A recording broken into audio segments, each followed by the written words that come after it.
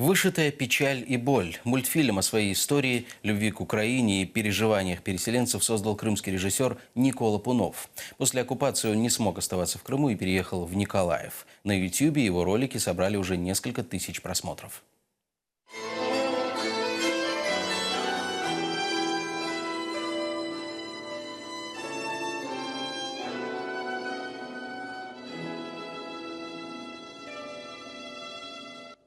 Это первый мультик. Никола Пунов рассказывает, делал его для себя и друзей. Ролик представлен в уникальной технике. Автор вышивает на полотне и снимает процесс на видео. Вышивка для него хобби, которое помогает пережить сложные моменты в жизни.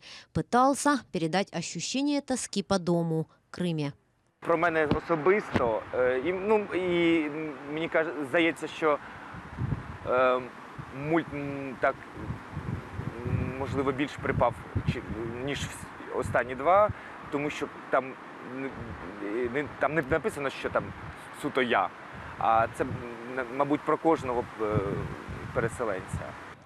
Смириться с аннексией Ника не смог. Решил переехать на материковую Украину. Денег хватило только до Николаева. Сейчас работает там в кукольном театре. Второй мультик назвал «Молитва» и посвятил его актрисе, коллеге из театра. У нее на войне погиб сын.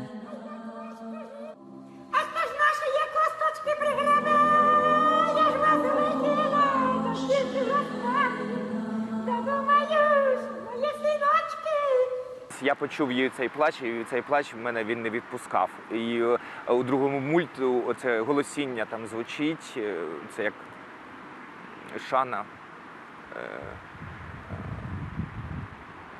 Людмилі Матвеевні за її сына. А так выглядит третья серия мультфильма. Это «Надежда на будущее». Лапунов вышил цветущую карту Украины. Для каждого региона свой цветок и музыка.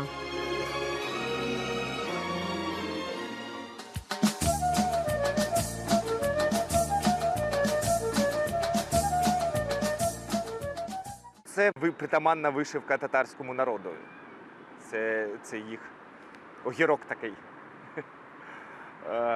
Не знаю, тому що, може, шана моїм друзям-татарам. В планах Лапунова вышить мультфильм о всех политзаключенных. Сейчас обдумывает идею, как это сделать. Наталка Калинка, Эльдар Исматов, Заман, АТР.